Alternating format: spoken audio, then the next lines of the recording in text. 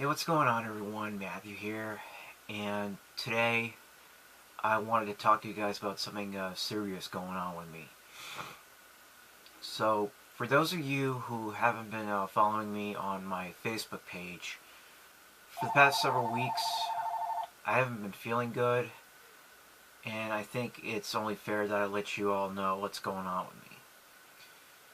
So, it all started like several weeks ago when me and my mom and dad went on a cruise on the ship called the Serenade of the Seas from the Royal Caribbean. Sometime after we settled down into our stateroom, I started to feel some pain within, right around my groin area. So over the next few days while we were on the cruise, it progressed to a point where the pain began to reach my abdominal and stomach areas. And with each and every day, the pain would only get worse instead of like just passing by. Like, it would last for like maybe a few hours or so, or maybe for only a day. Then hopefully the pain would go away by itself. But it would only get worse, and nothing I tried to do to help treat the pain like helped at all. So the last day on the cruise, it was a Saturday. I was gone, by the way, from the 10th till the 17th of September last month. That's when it all happened. Sorry, I forgot to mention that. So on the last day of the cruise, I was trying to take some pictures and video of like almost everything on the ship. You know, from artwork to certain places on the ship, like Windjammer Cafe, casino, you know, all those places. So I was trying to take pictures and video of almost everything on the ship, but that's when the uneasiness in my body was just like so unbearable to the point where I couldn't do much on the ship anymore. I couldn't move around as much as I wanted to. Like, my body wouldn't let me. So ultimately, I gave up trying to record anything on the Serenade of the Seas after I reached like the ship's 5th floor, because like there was like 13 floors in all on the ship. So in short, my trip on the cruise wasn't good at all. It wasn't as fun as I hoped it would be, all because I got sick.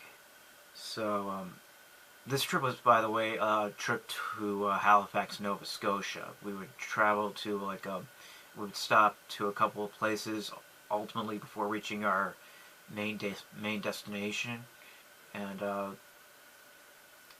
stopping at those places, I don't think it was all that good for me either. I mean, all these excursions, we had to get up on certain times of the day to get ready to go on these excursions, and I just hated every minute of it. I didn't like the excursions, not just because, of my bug, but, these excursions were just so boring. I'm sorry to say that. Like, you people may disagree with me.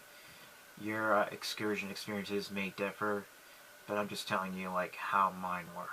So, back to what I was talking about. Finally, we get back home that Sunday, the 17th, where I'd hoped that I would get some proper rest, back home. But sadly, it didn't work out that way. That very same night when we came back home, and I should point out, like, I was only back home for about 12 hours. Yeah, I kept track of time. We got back home early in the morning, like 9 something a.m. I only spent the next 12 hours as soon as I got back home. So, later that same night, the pain got to a point where I couldn't wait until the next day to go see my primary care doctor, to figure out what was going on with me.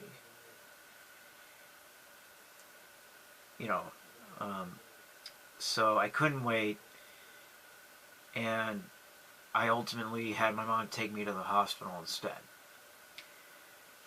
And it's a good thing I did, but unfortunately, this is where the bad news ultimately comes in. Uh, I was there at the hospital. The doctors there ran a couple of tests on me, including a CT scan to pinpoint the cause of my abdominal pain. What was going on with me? Because while I was on the trip, I had to go to the bathroom, more frequently than usual. That was one of the main problems with me, with my condition, aside from the pain. So they ran a CT scan. That was one of the tests included. And, they were just about to send me home after they run like a couple of tests on me, like some blood work and all that. And they were about to let me go. But they noticed that I had a slight fever, so they decided to run one more test on me, which was the CT scan. It was shown to the doctors, and this is the main diagnosis of my problems. It showed that from the CT scan they had viewed that they diagnosed me with diverticulitis. Now, for those of you who don't know what that is, diverticulitis, also called colonic diverticulitis, is a digestive disease in which pouches within the large bowel wall become inflamed. Symptoms typically include lower abdominal pain of a sudden onset. The onset of symptoms, however, may also occur over the course of the next few days. Side effects of this may include like a fever, nausea, diarrhea, or constipation, or even more scarier, blood within the stool. Repeated attacks may also occur. What causes it is unknown. Risk factors may include obesity, lack of exercise, smoking, a family history of the disease, and non-steroidal anti-inflammatory drugs. I'm sure some or most of you know what that is. I don't need to explain any more of it. You can look it up for yourself on Wikipedia, Google it, whatever. As soon as I found out about this, I was just like so upset. And because of this, they had to keep me at the hospital for like the next few days. I mean, I was totally unprepared for what they had to tell me. And I stayed there for like almost a week. They had to keep me on IV fluid and antibiotics to help treat the pain and make it go away. I mean, for the first couple of days when I was at the hospital, I was just like, at certain points, crying my eyes out. And I just like wanted to go back home so badly because I didn't want to stay at the hospital. I just wanted to go back home so badly because I was only back there for a short time before, I had to go to the hospital and find out about my diverticulitis, which I didn't know I had until up to that point. So other issues with my stay at the hospital were trying to find ways to keep myself, entertained, keep me preoccupied, like, while I was recovering. Like, they had a very poor internet service at the hospital. Like, I was only able to connect through my cell phone and not through my iPad. And I also had problems with like watching TV because they were limited to certain channels that you could watch, and they didn't have like the same basic primary cable service like Xfinity or Dish Network, whatever. And because of my diverticulitis, I had to transition slowly from like this diet that they had put me on. Transition from liquids to clear liquids to like more solid foods, just to keep me on like a low fiber diet. So anyway, within the first few days of being at the hospital, I was starting to feel well again. But, you know, at this point in time, I'm not quite out of the woods just yet. Today's the 18th of October. Tomorrow I have to go for like a doctor's appointment, you know, just to run a couple of tests on me to see how I'm doing with my condition. And there's a couple other things that the doctors wanted me to do. The first of which, as I may have already told you, is to stay on like a low fiber diet, because there are certain things I can't eat until a certain point in time, you know, where they can finally treat me properly with this condition. Like, I can't eat anything like popcorn, certain vegetables that haven't been peeled or like cooked up yet, and I can't eat anything with nuts. You know, just to see, you know, what food and drink will settle down well in my stomach after I eat and drink it. I've been doing that so far, and so far I haven't encountered any more problems with my diverticulitis. So that's a good thing.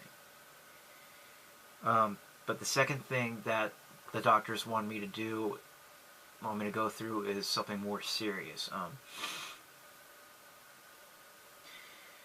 Within the next few weeks or so, come November the 1st, they want me to go into surgery for a colon resection operation to fix my colon for good, hopefully. And this is kind of scary to me, because I've had surgery before, actually, but it was only a minor surgery. It was like oral surgery to have my wisdom teeth taken out. And with my diverticulitis, colon resection will be my very first major surgery ever performed on me before in my life. So that's basically what's been going on with me. What I need to do, why I need this surgery, and you know, my basic concern is just whether or not I can live through this after the surgery's over. I mean, I've heard, you know, some people are telling me right now, I've already explained to some people on Facebook what's been going on with me, and they tell me, Matt, you're gonna be fine. We know people who have had this condition before, and they go on to live like a normal life afterwards. And I know it's like very unlikely that anything bad will happen to me during the surgery and afterwards, but you know, I just want to live. I just want to go on living after all is said and done, just basically over with. I'm asking all of you right now to send me your love, thoughts, and prayers, as I don't know what will happen to me once I go through this.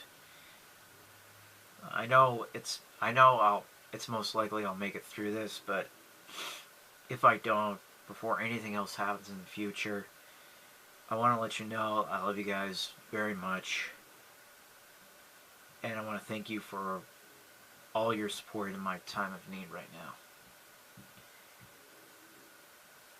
You know, I'm just wondering, will I end up a changed person after the operation, everything's said and done? And what am I going to do when this is all over? Because, you know, there's a lot of things I want to pursue, like some goals I have set for me right now, that, you know, for me to make some changes in my life, hopefully. I'm not sure if I'll exactly live up to all that I plan to do, but, you know, just to the best of my ability. And I guess maybe all those questions and more will be answered with time. So that's basically about it. So thanks for watching, everybody. If you enjoyed this video, please click the like button and let me know what your thoughts are about it in the comments below. And tell me if you have had any experiences with diverticulitis, and see and tell me if you've gone on to live normal lives, you know, after you've had surgery done on you, like colon resections, that helped you with your condition, like the condition that I'm going through with right now. You know, let me know what you think it is. So that's basically about it. Again, I like for all of you to send me your love, thoughts, and prayers to help me make it through this. I really want to get better and live a normal, if not different life after this is all over, so that, you know, I can hopefully make some changes to my life afterwards. So thanks for all the love, support, thoughts, and prayers from all you guys. I hope I can make it through this. I know you'll be cheering me on through for my surgery. So that's it. We'll see what happens from here. If I know it's likely that I'll make it through this, but if I don't, if this is like say the last video that I'll ever make on my YouTube channel, I just want to say thanks for watching all my videos up to the very end, and I love you guys very much. So take care of yourselves, have a good day, and I'll see you all on the flip side.